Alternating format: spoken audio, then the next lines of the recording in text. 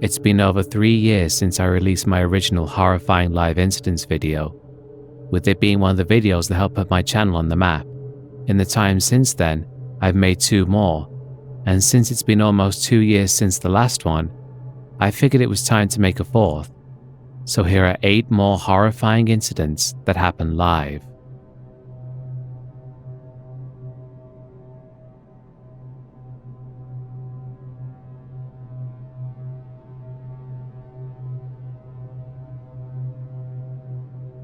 I'm sure you've all heard of EA's Madden NFL series of games. It used to be a well-loved, widely enjoyed series which even non-football fans could get into, and of course it was named after the late John Madden, one of the most beloved figures in the history of the sport.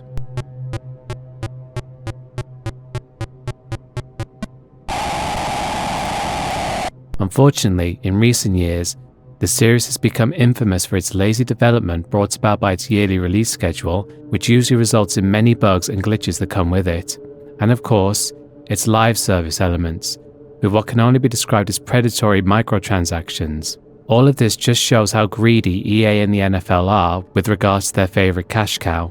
In fact, it wasn't until very recently that EA lost the exclusive rights to the NFL series, with 2K Games now working on their own NFL game. But considering their own shady history with the NBA series in recent years, I think we can expect more of the same with this.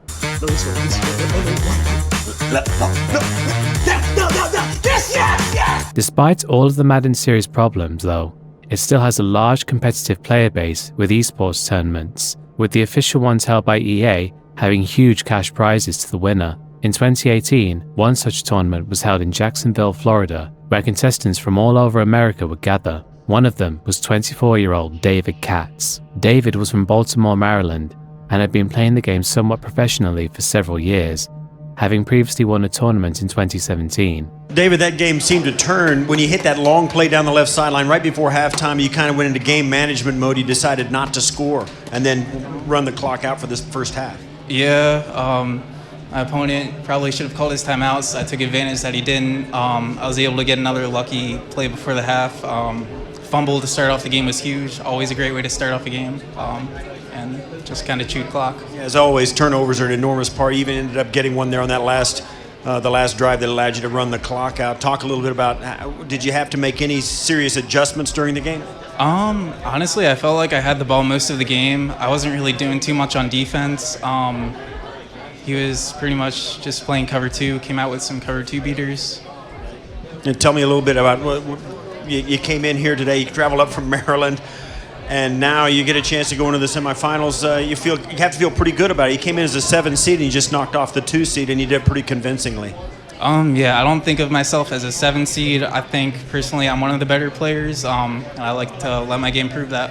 He came from a very well-off and academically gifted family, with his father being a NASA engineer and his mother working for the FDA as a toxicologist. David's love of video games was evident from a young age, so much so that his classmates at school saw him as shy and antisocial, and David actually preferred gaming over spending time with others. David also had a history of mental illness. He had already been under the care of several psychiatrists and had been prescribed a variety of psychiatric medications, including antipsychotics and antidepressants. This medical approach to his behavioral issues was a significant point of contention in his parents' marriage, ultimately contributing to their separation. His father argued that his mother relied too heavily on mental health experts and medications, replacing the natural parental role with medical interventions. Regardless of the merits of his father's accusations, it's clear that David was exposed to potent medications from a very young age, and his mental health was a continuing concern. David was believed to have had bipolar and schizophrenic disorders, and was also given Prozac. It's very clear that David's parents knew there was something very wrong with their son.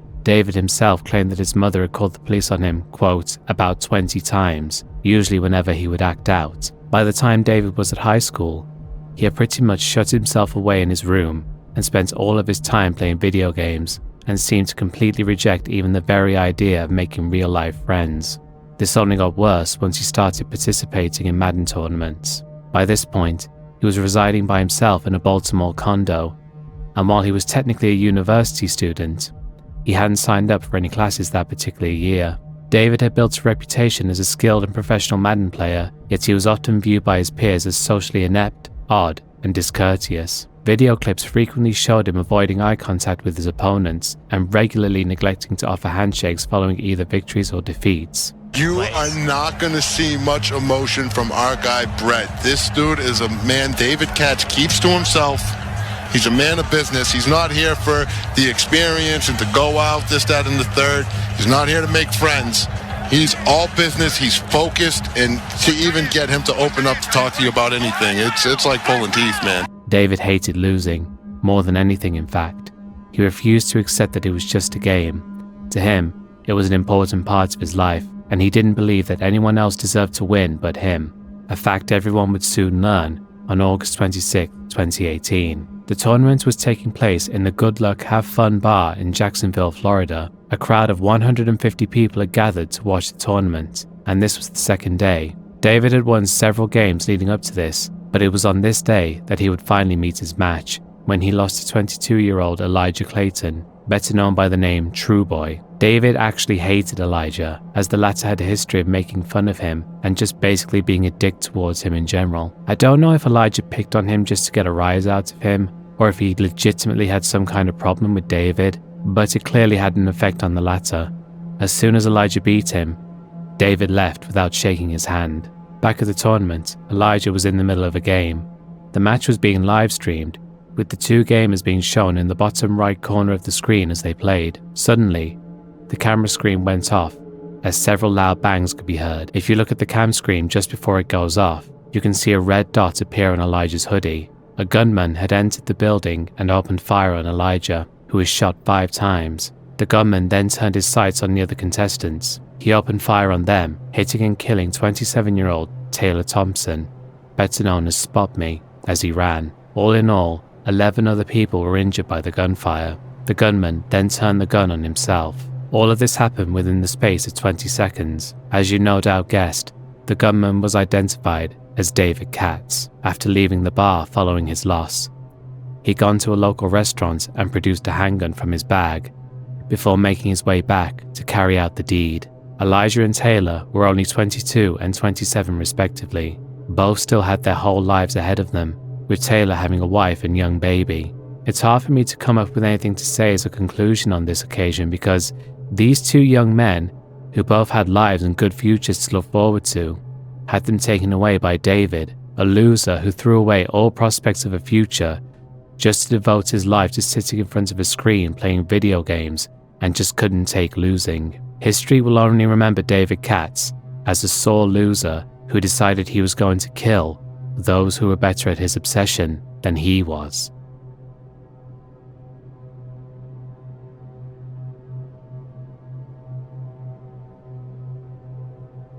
Eric Wilson Gathers Jr., better known as Hank Gathers, was an American college basketball player born in 1967 in Philadelphia. Raised in the Raymond Rosen Projects, a challenging area in Philadelphia, he avoided trouble through his involvement in basketball. Gathers honed his skill in high school basketball at Dobbins Technical High School, situated within the housing projects of North Philadelphia. His team included his younger brother, Derek Gathers, Bo Kimball, and Doug Overton. The Mustangs, as his team was known, made it to the Philadelphia Public League Championship game for 2 consecutive years. They were defeated by a team led by Pooh Richardson, yes, that is his real name, from Benjamin Franklin High in 1984, but clinched the championship against Lionel Simmons' team from South Philadelphia in 1985. Gathers and Kimball only became friends during their senior year at Dobbins. They were both recruited by the University of South Carolina thanks to efforts by head coach Stan Morrison and assistant David Spencer. Gathers decided early on to commit to USC, while Kimball chose USC later, turning down Temple University at the last moment. The 1985 to 1986 season ended with a disappointing 11-17 record. Following these events, Kimball and Gathers transferred to Loyola Marymount University. In the 1988 to 1989 season, Gathers made history by becoming only the second player in NCAA Division I to lead the nation in both scoring and rebounding in the same season, with averages of 32.7 points and 13.7 rebounds per game. He repeated as WCC Player of the Year and claimed another WCC Tournament MVP award. On December 30th, 1988, he set personal bests with 49 points and 26 rebounds in a game against Nevada, opting to stay in college instead of entering the NBA draft after the season. During his senior year in 1989 to 1990, Gathers was a top contender for National Player of the Year and was seen as a potential NBA lottery pick. Hank, people like to say that you are a scorer, not a shooter. Do you buy that? Oh, most definitely. I think that I have the mentality to be a scorer, and I have some skills that, gives me the ability to go in there and score points in the paint. And there's a lot of defenders in there, but I just concentrate on getting the ball in the hole. It's a big difference between being a scorer and a shooter. Bo is a scorer and a shooter. He can fill it up from the outside. I don't have those kind of skills. I'm working on them, so I'm just going to try to concentrate on putting the ball in the hole any way I can. Are you conscious of the fact that at 6'7", you may be odd-sized for the NBA? Oh, yeah, that's been on my mind lately, but that doesn't bother me because I have a heart the size of a lion, any lion, and I'm just going to go in there and try to be competitive and score points any way they come. And your teammate there is a definite #1 pick. No doubt about it. Maybe even a lottery pick. I would take him on my team.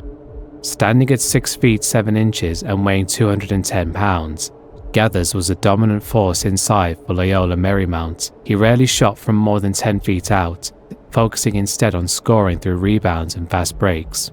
Gathers himself downplayed his scoring, emphasizing the importance of rebounding, saying, quote, "I don't care much about the points. Anybody can score 30 points a night, but rebounding is special because it comes from the heart." Unfortunately, that quote mentioning his heart is very eerie when you know the rest of his story. On December 9th, 1989, during a home game against UC Santa Barbara, Hank Gathers collapsed.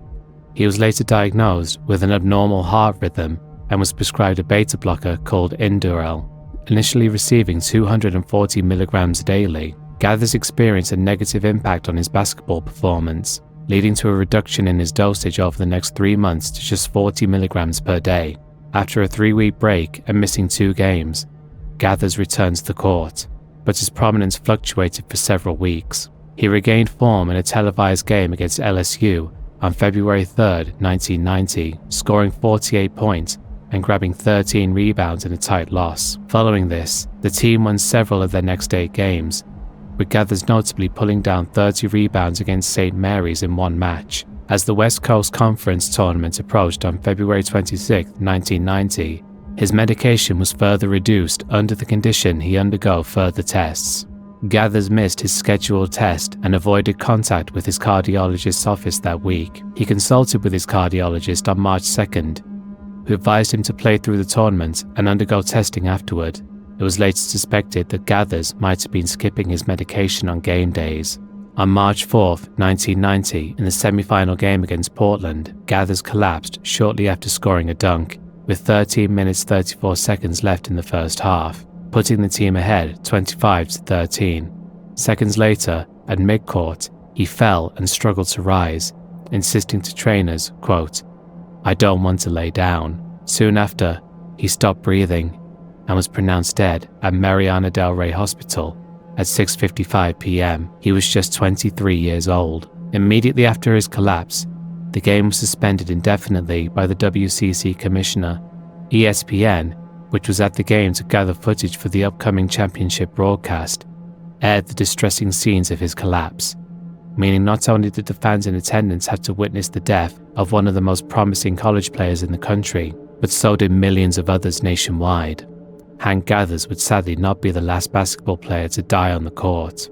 Just this year alone, there have been 2 fatalities. In January 2024, 14-year-old Amari Crete collapsed on the court during a high school basketball game in Illinois and died soon after. In March 2024, 51-year-old Greg Ulbrich collapsed and died during a game in Adelaide, Australia. The most recent high-profile case of a player collapsing on the court during the game was in 2023, when 17-year-old Bronny James, son of NBA legend LeBron James, suffered a cardiac arrest during a practice game. Thankfully, he survived, but a 17-year-old kid having a cardiac arrest is frightening. Bronny still plans on going pro, with the dream of playing alongside his father, who probably won't be retiring anytime soon, but there's no denying that he's taking a huge risk in doing so, as we now know that he has a heart condition that could very well be the end of him. I think it's safe to say nobody wants to see Bronny go out the same way Hank Gathers did all those years ago.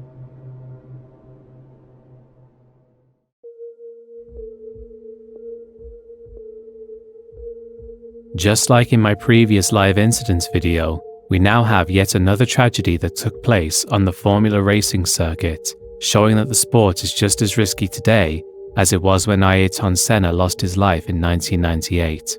Anthoine Hubert was a French Formula 2 driver born in 1996. He developed an interest in racing at a young age. His passion for motorsport was evident early on, and by the age of 12, he was already competing in karting events. Hubert's talent was undeniable, and he quickly made a name for himself in the karting circuits across Europe. His transition to cars came in 2013 when he joined the French F4 Championship. In this series, Hubert made an immediate impact by securing the championship title in his debut season. His success in French F4 was a clear indication of his talent and potential, setting the stage for his progression in the world of single-seater racing. After his success in French F4, Hubert moved on to compete in the Formula Renault 2.0 series from 2014 to 2016. Here, he continued to develop his skills against a higher caliber of competition. During his time in Formula Renault, he gained multiple podium finishes and consistently demonstrated his racecraft and speed,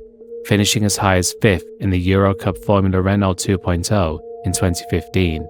In 2016, Hubert made the step up to the European Formula 3 Championship, joining the competitive Van Amersfoort racing team.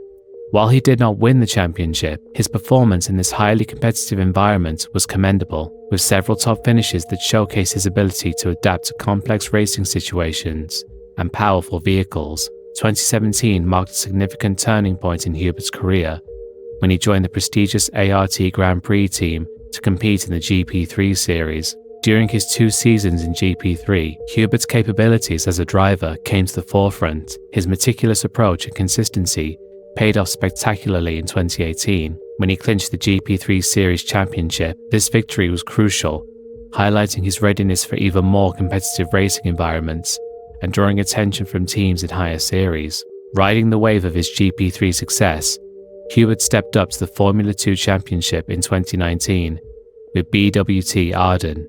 His debut season in Formula 2 was impressive. He quickly adapted to the demands of the car and the series. Hubert's standout moments came when he won the Monaco sprint race and later the French feature race. These victories were pivotal, underscoring his skill and potential at one of the highest levels of motorsport, just one step below Formula 1. Sadly, things would take a dark turn at the 2019 Spa-Francorchamps Formula 2 round. What about the atmosphere around this circuit, Anthoine? You seem to be loving life here on the truck. Yeah, of course, Spa is always nice. Just saw a few French flags, so obviously really nice, really enjoying it. It's one of those circuits where there's a lot of Dutch fans here, but there's a lot of support for every single driver out here. Must be a fun place to go racing. And then you get to the track itself, which looks like a roller coaster to me. Yeah, exactly. Everything is amazing here. The fans, the place, the track itself, everything is nice. So I'm really enjoying it. Really happy every year to come back to Spa. And now let's try to have a good race and enjoy it even more. What would be a good race in your book today? At least back to the top 8, and if we can, maybe more. Some reverse grid magic maybe to come on Sunday. Good luck, Anthoine. Nestled in the Ardennes countryside of Belgium, is revered for its challenging layout and dynamic weather conditions. Known for its long straights and difficult corners, Spa is both feared and admired by drivers. Its history is laden with moments of both racing brilliance and significant accidents, reflecting the inherent risks of motorsport. The 2019 Formula 2 round at Spa was part of a busy weekend that featured Formula 1 and Formula 3 races. The Formula 2 drivers approached the weekend with ambitions of showcasing their skills on this prestigious platform, with championship points and potential advancement toward Formula 1 careers at stake. Qualifying sessions set the stage for what was expected to be a weekend of intense racing. The drivers competed for pole position, navigating the complex track layouts under various weather conditions, a typical scenario at Spa. The initial stages of race weekend proceeded with the usual competitive fervour, with drivers jostling for position and strategizing their moves. However, it was on Saturday's race where things would go horribly wrong. During the second lap of the Formula 2 feature race, a series of collisions brought the race to an abrupt halt. The sequence began when Trident driver Giuliano Alessi lost control of his vehicle while navigating Eau Rouge, spinning into the barriers and rebounding onto the track. At the time, Ralph Boschung, Anthoine Hubert, and Jordan King were closely trailing, occupying the 11th, 12th, and 13th positions respectively. In an effort to avoid Alessi's car, Boschung veered off onto the tarmac runoff, while King managed to decelerate in time to evade the accident. Meanwhile, Hubert tried to navigate around Boschung, clipped the right rear wheel of Boschung's car, causing a puncture to Boschung's tyre, and leading to the loss of Hubert's front wing. Hubert's car then careered into a tyre barrier, striking it with its front and right side, and came to rest perpendicular to the track of the runoff area. Juan Manuel Correa, who was following in 14th place, approached the scene just as Alessi's mishap unfolded. He ran over debris which jammed under one of his front wheels, rendering his steering ineffective. The malfunction forced his car to continue straight into the runoff area, where it collided with Hubert's car at high speed. The violent impact split Hubert's vehicle in half, dislodging the headset, while the front of Correa's car broke away, severely injuring his legs and causing his car to flip over. Following the impact, Hubert's car struck the tyre barrier once more and settled against it, while Correa's car came to rest upside down several meters away on the opposite side of the track. The severity of the crash and the debris strewn across the circuit led to the immediate red flagging of the race. Medical personnel attended to the drivers within a minute of the accident, quickly transporting Hubert and Correa to the medical centre. No, it's a different car. You would not make there's a car lost it on the way. Oh no. Oh wow. Oh, that's a horrible accident. Jeez, I hope that kid's good. Okay. Wow. That's terrifying. Yeah.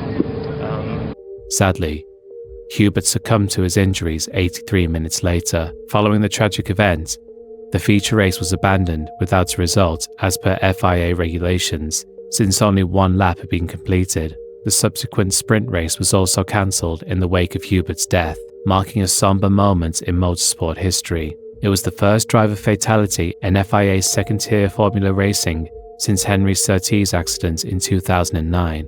On September 2nd, the Verviers Prosecutor's Office initiated a manslaughter investigation, consulting numerous automotive and road safety specialists for expert advice. The FIA commenced a detailed inquiry into the crash, utilizing the cars of Hubert and Correa to conduct a thorough forensic analysis. The investigation's findings, released in February 2020, determined that the crash was caused by a series of events triggered by Alessi's car losing tire pressure from earlier contact, and not through any fault of Hubert, who had taken all possible precautions to avoid the crash.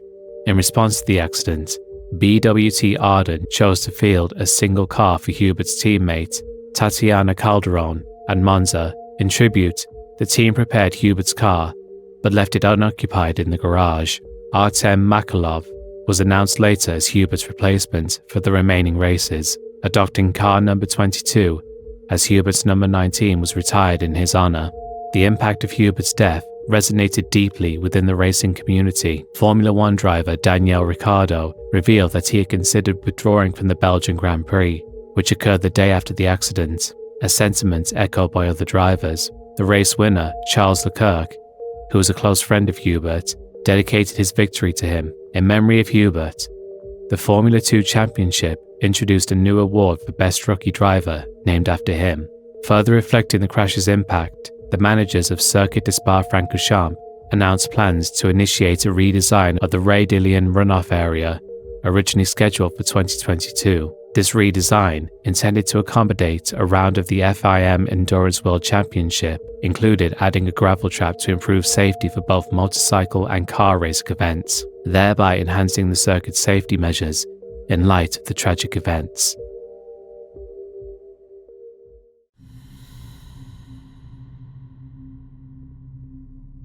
On April 30th, 1998, a deeply distressing incident unfolded on a Los Angeles freeway, which not only captured national attention, but also sparked a significant debate over media ethics and the role of television in covering live traumatic events. A man named Daniel V. Jones of Long Beach, California. He was employed as a maintenance worker at the Renaissance Hotel in Long Beach since 1995.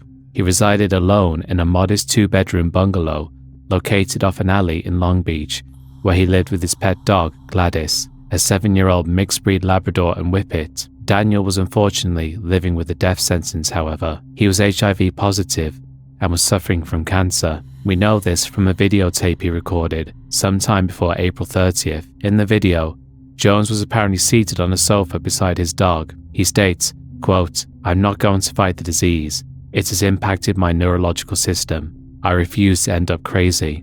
According to a police source who watched the video, Jones expressed that he was suffering and remarked, quote, "I'm a dead man." He concluded the message with the casual, "See ya." By late April 1998, Jones had come to believe that his death was imminent, prompting him to choose to end it all in a manner that would highlight his plight. He held himself accountable for his circumstances, expressing that no one else was to blame for his situation. On April 30th, the world would witness Daniel's plan in action.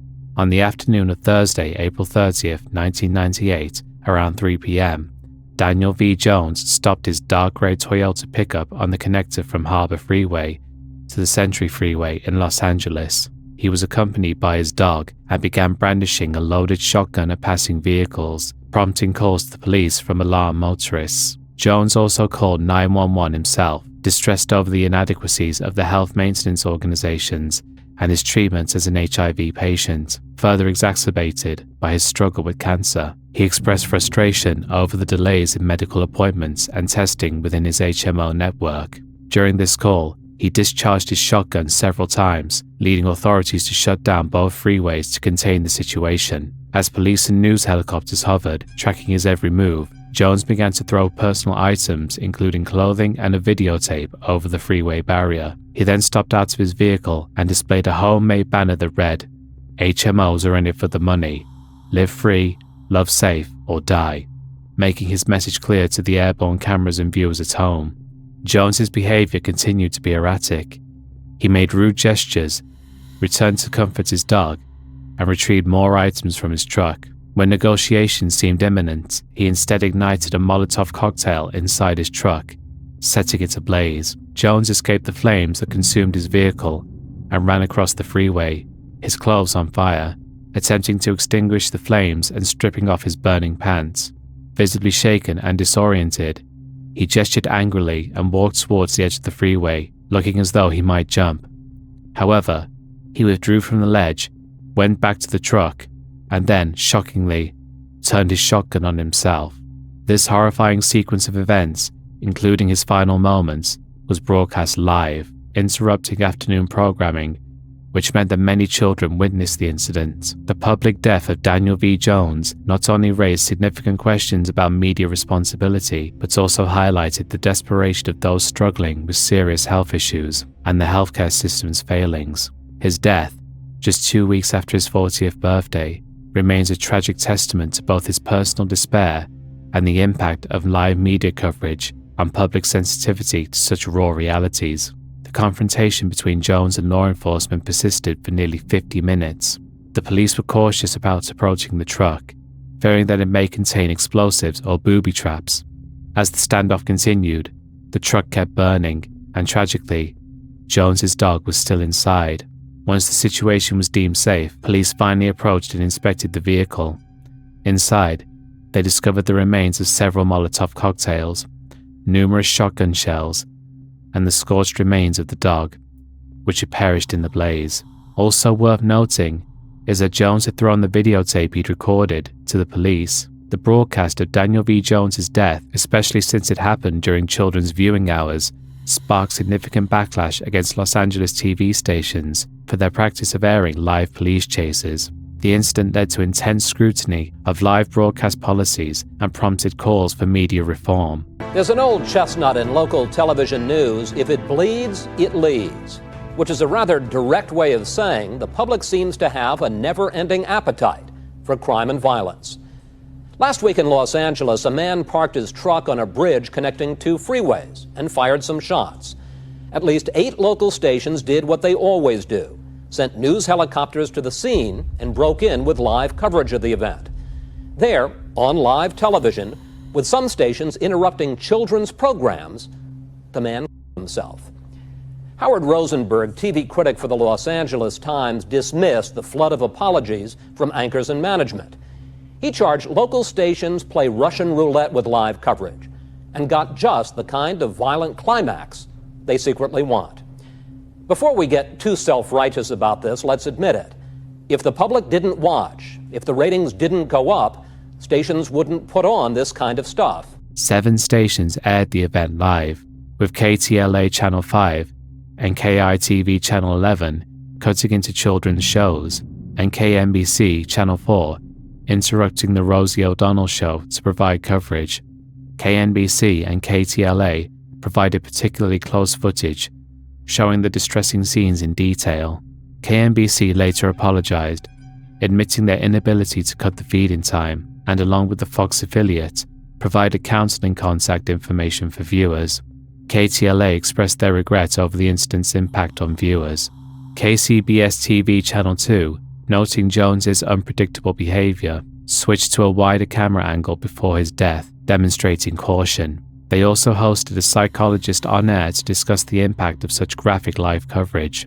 In response to viewer discomfort, which was expressed through approximately 120 calls to KCLA-TV Channel 9, urging them to stop broadcasting the event before it escalated, the stations reflected on the inherent risks of live TV. They acknowledged the need for vigilance and readiness to switch away from graphic content swiftly. They unfortunately didn't act fast enough to spare the people watching from seeing a man do the deed live on TV.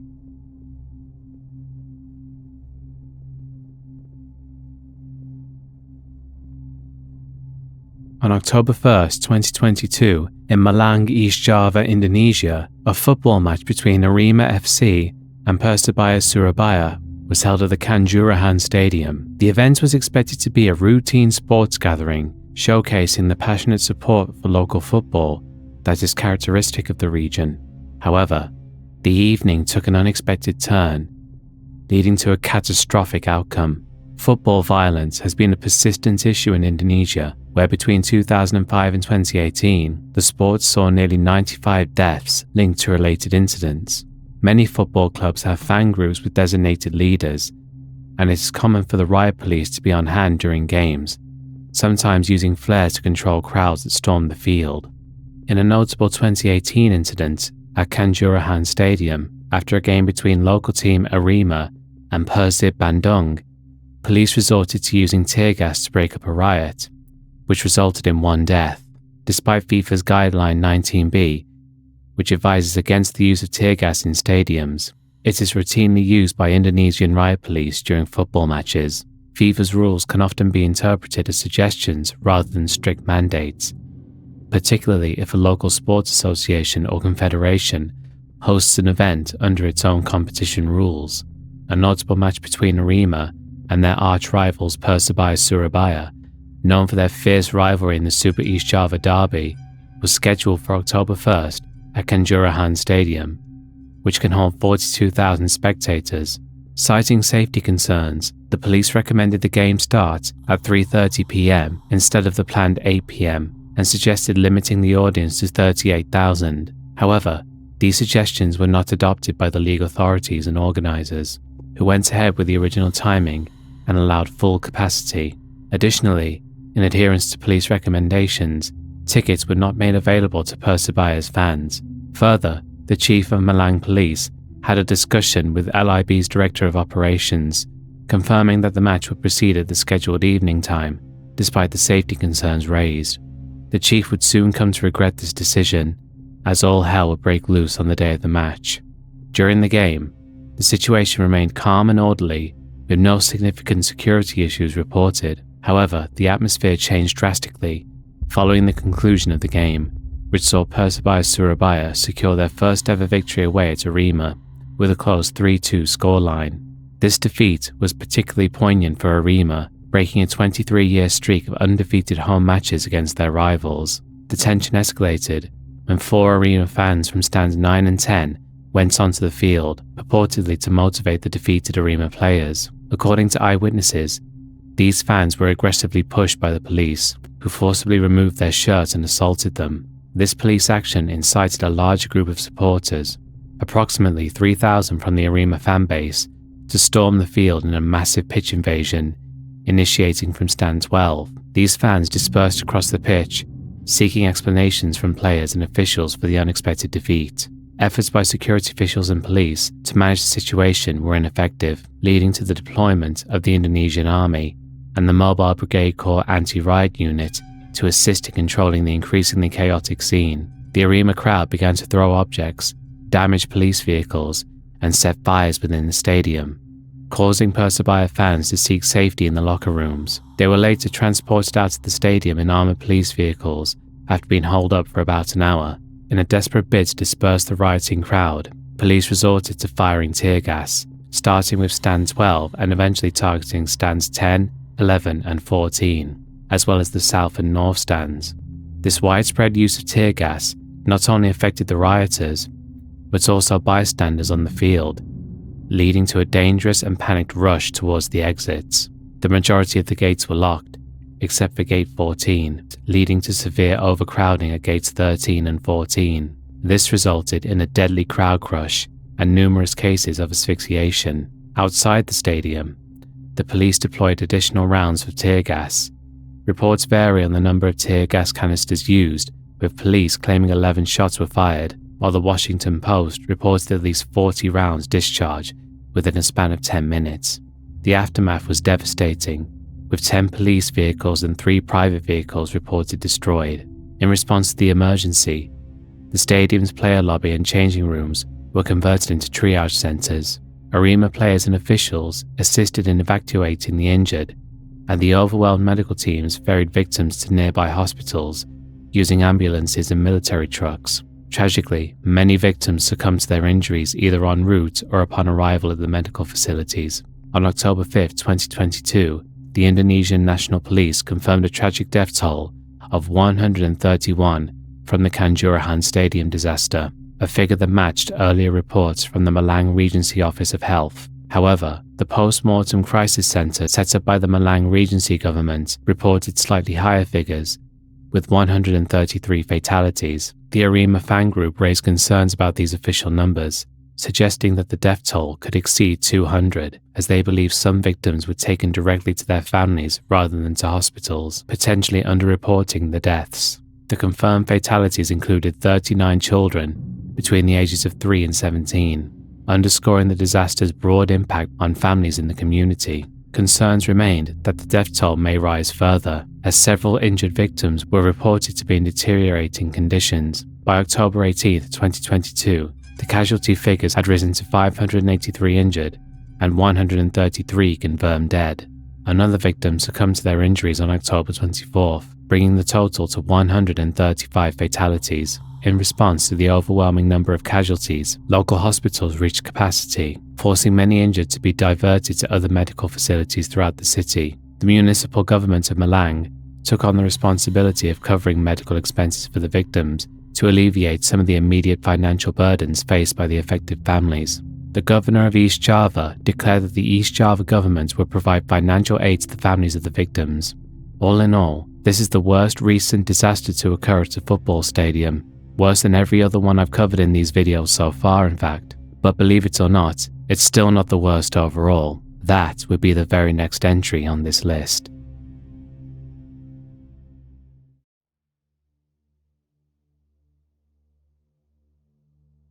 Over the course of these videos, I've covered the Bradford Stadium fire, the Hillsborough disaster, the Heysel Stadium disaster, and just now, the Kanjurahan Stadium disaster, all horrible and tragic events that claimed many innocent lives.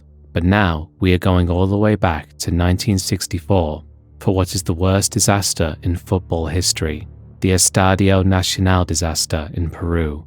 In May 1964, Lima, Peru was the bustling hub of a significant football event that served as the Olympic qualifiers for the Tokyo Games, scheduled later that year. The competition brought together 7 amateur South American teams, all vying for a spot in the prestigious international tournament. Under Olympic rules at the time, only amateur athletes could participate, which meant that the Peruvian squad was selected from local amateur clubs in the Lima area. As the matches progressed throughout the month, anticipation built around the crucial game on May 24th, where Peru was set to face Argentina. By this point, Argentina was leading the pack and appeared poised to clinch the tournament. Despite the odds, the game was critical for Peru, offering them a chance not only for a significant upset, but also to potentially secure a top 3 finish in the qualifiers. A win against the frontrunners would boost their standing and could even position them to challenge Argentina for the top spot as the tournament neared its conclusion. The excitement around this pivotal match drove ticket prices to unprecedented heights, costing nearly a full day's earnings for many, a testament to the importance and appeal of the game. Despite the steep prices, fans filled the Estadio Nacional to capacity, eager to witness what many hoped would be a historic performance by their national team. This atmosphere set the stage for a dramatic and highly anticipated showdown in the heart of Lima. An overwhelming crowd of approximately 50,000 people, which was about a fifth of Lima's population at the time, gathered to watch this intense match unfold. The first half passed without any goals, setting the stage for a dramatic second half. Argentina broke the deadlock with a goal, seizing the lead and intensifying the atmosphere within the stadium. As the match approached its climax, with just 6 minutes remaining on the clock, a Peruvian player ignited the hopes of the home crowd by netting what appeared to be a crucial equalizing goal. However, the celebration was short-lived, as the referee, Angel Eduardo Pesos, quickly disallowed the goal, citing a foul for high kicking. Pesos ruled that the Peruvian player had dangerously raised his foot while attempting to play the ball, thus negating the score and maintaining Argentina's lead. Clearly angered by the referee's decision, 2 spectators invaded the pitch. One of them, a bouncer known simply as Bomba, tried to assault the referee, but was escorted off the pitch by the police. The second, however, Edilberto Cuenca, would not be so fortunate, as the police began to brutally assault him in front of the entire crowd. The crowd's reaction to the harsh treatment of Cuenca by the police dramatically shifted the atmosphere in the stadium. Angered and incensed, spectators began hurling anything within reach onto the pitch, including bottles, seat cushions, coins, and shoes. The situation escalated as some members of the crowd became aggressive towards the police officers who were trying to restore calm, particularly in the upper stands. In the chaos, one officer was tragically thrown over a barrier, plummeting 5 stories to his death, while another was strangled with his own necktie. As tensions heightened, a large number of spectators tore down the fences topped with barbed wire that separated the stands from the pitch and surged onto the field to confront the police directly. This mass invasion signaled a significant escalation in the unrest. Faced with the deteriorating situation, many fans decided to exit the stadium swiftly. However, their attempts to leave were hampered by the discovery that 3 of the 5 exit gates were secured with corrugated steel shutters, and there were no attendants in sight to open them. This obstruction created a dangerous bottleneck, trapping spectators inside and exacerbating the already volatile situation. The precise reasons behind the closure of the shutters remain unclear. Various accounts suggest that the police might have ordered the shutters to be closed to prevent any rioters from escaping the premises. Alternatively, there are reports suggesting that the gate attendants abandoned their posts to catch the final moments of the match.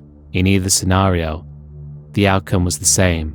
The gates remained locked. As spectators realized that the exits were blocked and began to retreat, the situation on the pitch escalated further. Police responded to the growing unrest by launching tear gas canisters into the throng of people. The sudden influx of tear gas triggered widespread panic, propelling thousands of spectators to rush toward the exit tunnels. Unbeknownst to them, 3 out of the 5 of these exits led to impassable shutters. This resulted in a dangerous and chaotic scene as the crowd densely packed the tunnels. The congestion was so severe that some individuals were lifted off their feet, trapped tightly among the massive bodies trying to escape the noxious fumes and the ensuing melee. The situation quickly became a dire safety hazard, exacerbating the already tense atmosphere at the stadium. In the cramped confines of the stadium's tunnels, football fans found themselves in a harrowing predicament. As they packed into these narrow passageways, the air became stifling and the temperature soared. The crush was so intense that movement was virtually impossible, and even breathing became a struggle. In these extreme conditions, many individuals fainted, yet the sheer density of the crowd kept them standing upright. This terrifying situation persisted for up to 2 hours, during which the fans were effectively trapped, unable to escape. Communication with those still trying to escape the tear gas-laden pitch was cut off, leaving those in the tunnels feeling utterly helpless. Their only recourse was to concentrate on maintaining consciousness and hoping for some relief from the oppressive crush. Eventually, the relentless pressure exerted by the mass of the bodies caused the steel shutters blocking the exit to give way. When they finally collapsed, they released a flood of people, both deceased and alive, spilling out into the surrounding streets in a sudden, tragic outpouring. The final death toll of the tragedy was reported as 328, though there are claims that this figure might underrepresent the actual number of fatalities. Alongside the devastating crushes at the Estadio Nacional's exits, there were also numerous instances of individuals reportedly being shot by the police forces during the chaos. To address these serious allegations and the overall handling of the event, Judge Benjamin Castaneda was appointed to head a thorough inquiry into the disaster. During the course of the investigation, Judge Castaneda raised concerns about potential obstructions to his investigative efforts. He suggested that there was an active effort to conceal the true number of casualties, particularly those that may have died as a result of police gunfire, hinting at a possible cover-up. These accusations pointed to a deeper layer of misconduct related to the disaster management and response. Despite the gravity of his findings, the police officer responsible for authorizing the use of tear gas during the event was convicted and received a prison sentence of 30 months for his involvement in the tragedy. Meanwhile, the referee who made the controversial call in the match continued his career in officiating, retiring a decade later without further repercussions related to the incident. Despite the tragic events and the ensuing chaos, the outcome of the football match remained unchanged, with Argentina winning and going on to represent Latin America at the Tokyo Olympics that same year. Following the disaster, the stadium's capacity was permanently reduced to about 42,000 to enhance safety and prevent similar incidents. In response to the immense loss of life and profound impact on the community, the nation observed a week of mourning. Additionally, Lima was placed under a state of emergency for a month, as authorities managed intermittent protests and a surge in criminal activities, sparked by the turmoil and grief from the disaster. Football is often called the beautiful game, but it's hard to see how anyone can call it that when it has such a violent history.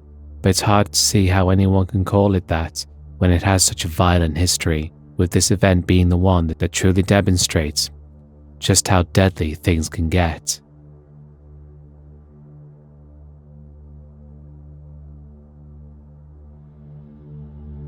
It just wouldn't be a horrifying live incidents video without a fire at a nightclub, and this time we're covering the tragedy that befell the Beverly Hills Supper Club. The Beverly Hills Supper Club, located just under 2.5 miles from Cincinnati in Southgate, Kentucky, was a premier entertainment venue known for its grandeur and upscale ambience. This site, operational as a popular night spot and illicit gambling den since 1926, had even once employed Dean Martin as a blackjack dealer. Re-established under new ownership in 1971, the club became a glamorous destination, drawing entertainment acts from major cities like Las Vegas, Nashville, Hollywood, and New York, appealing to a wealthy and distinguished crowd.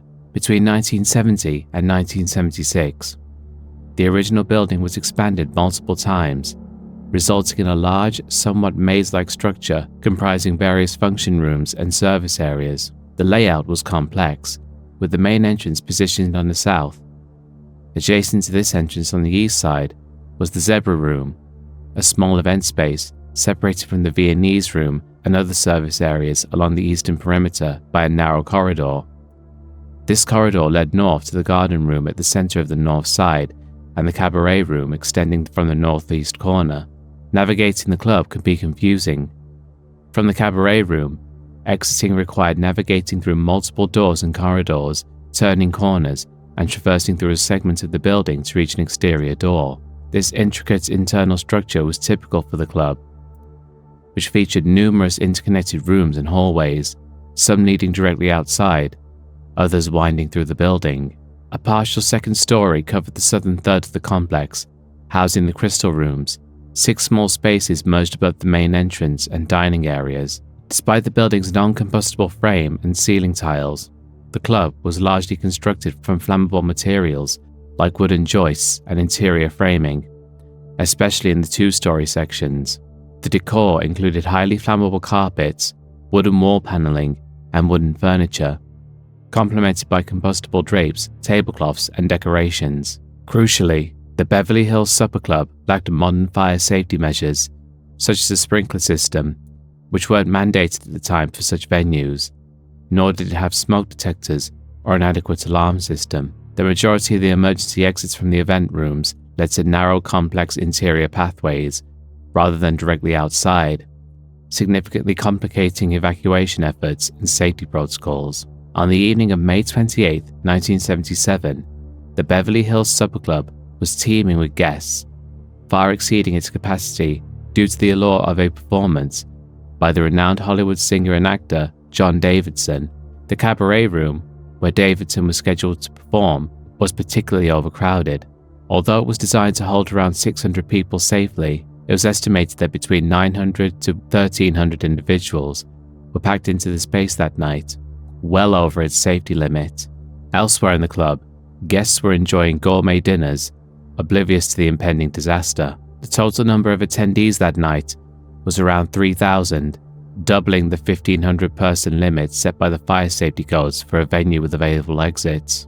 As the evening unfolded, a wedding reception in the Zebra Room, located near the club's main entrance, ended prematurely around 8:30 p.m. due to overheating and the alarming sound of explosions from beneath the floor. Shortly thereafter, the room was evacuated. At 8:59 p.m., an employee detected smoke emanating from the Zebra Room.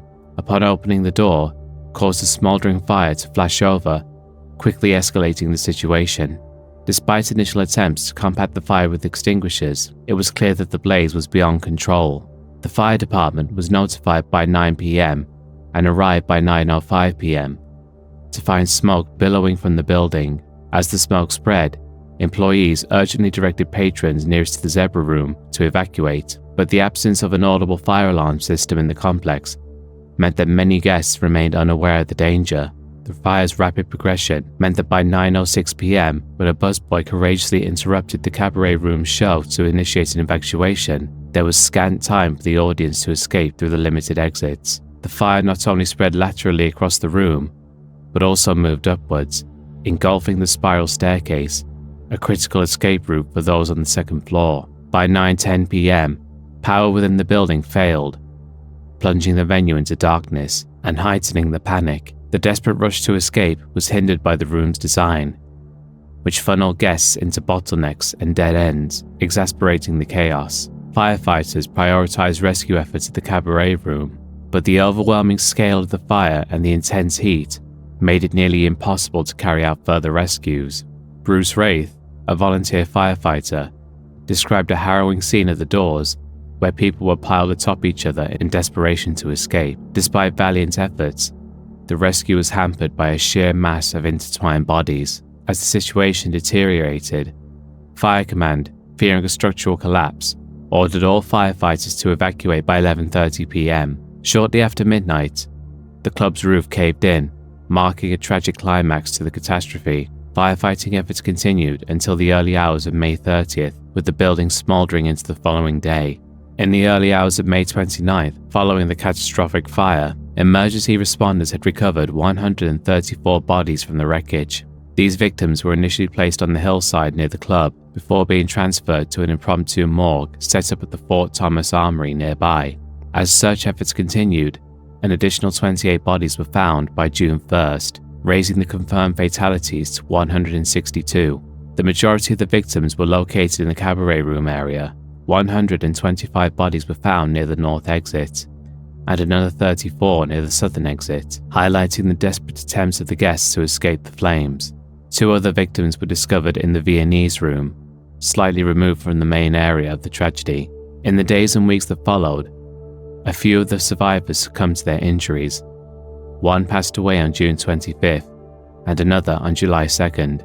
The impact of the disaster was underscored when Barbara Thornhill, a resident of Delhi Township, passed away on March 1st, 1978, nearly 9 months later, bringing the final death toll to 165. The investigation into the tragic fire at the Beverly Hills Supper Club revealed a series of critical safety shortcomings. Evidence from recovered seating charts indicated that the cabaret room, the largest in the venue, typically accommodated between 614 and 756 people. However, a hostess with years of experience at the club estimated that on the night of the fire, the occupancy had surged to well over 925 people. The full capacity of the club was approximately 2,750 people. According to Kentucky regulations, this would necessitate 28 exits, one for every 100 patrons. However, the club was equipped with fewer than 17 exits, many of which were not clearly marked or readily accessible. Access to some exits required navigating through multiple doors and corridors. In a report by Governor Julian Carroll, the club's electrical system was described as a, quote, electrician's nightmare due to numerous code violations. Additionally, a local electrician, H. James Amend, who later inspected the site, expressed disbelief that the wiring had passed any inspection. The lack of firewalls facilitated the rapid spread of fire throughout the venue and allowed it to pull in oxygen from other parts of the building, exasperating the blaze. Notably, the building lacked essential fire safety installations, including a sprinkler system and an audible fire alarm system, which are critical in alerting and managing evacuations in emergency situations. The local volunteer fire department was reportedly aware of these safety issues, but lacked the legal authority at the time to enforce the necessary changes or compliance with fire safety standards. Basically, the Beverly Hills Supper Club was a death trap and a disaster waiting to happen. It would seem the owners had learned nothing from the Coconut Grove fire that happened over 30 years earlier, and because of their failures, over 160 people tragically lost their lives.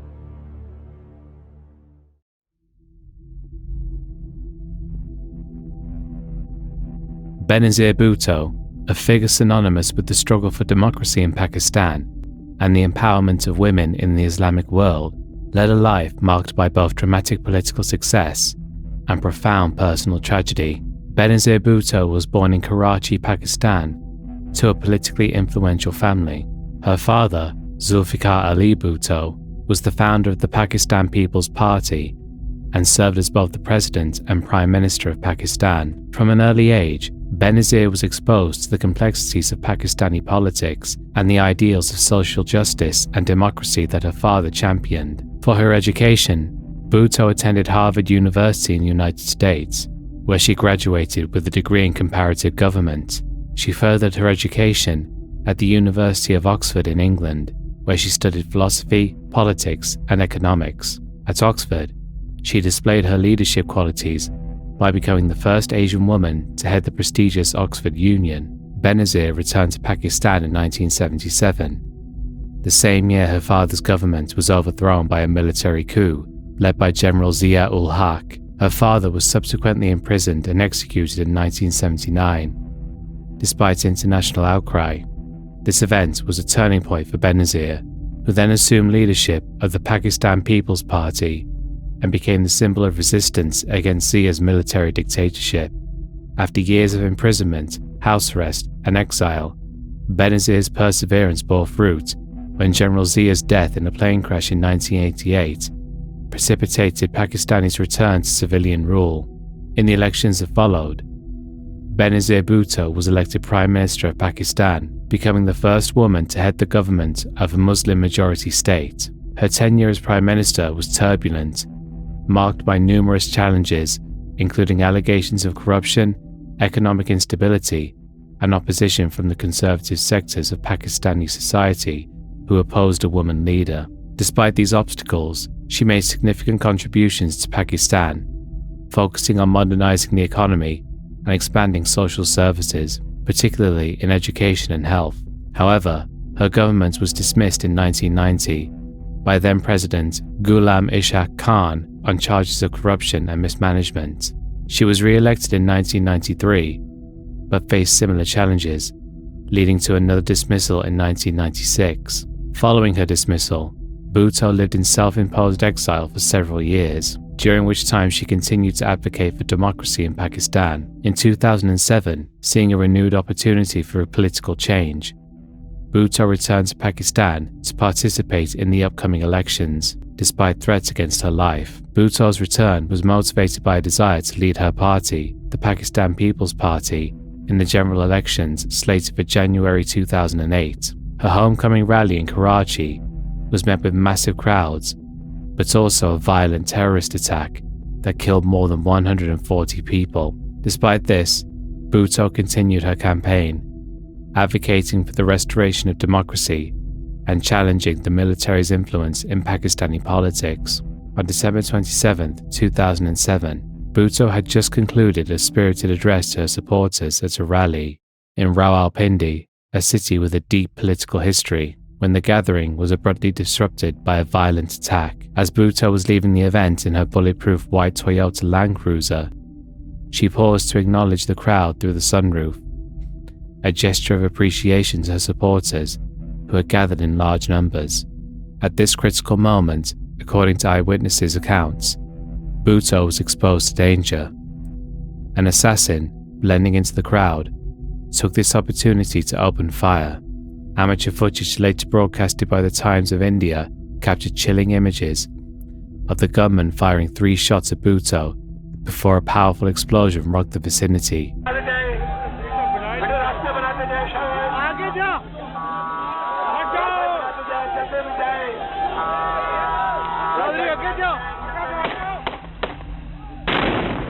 The sequence of these attacks suggested a coordinated effort to ensure the assassination was successful. In the immediate chaos that followed, an unconscious Bhutto was swiftly rushed to the Rawalpindi General Hospital at 5:35 local time. There, a medical team led by Mohammed Musaddiq Khan, the principal of Rawalpindi Medical College, engaged in frantic efforts to save her life. They performed an emergency surgical procedure to access her heart, in a desperate bid to revive her through open cardiac massage.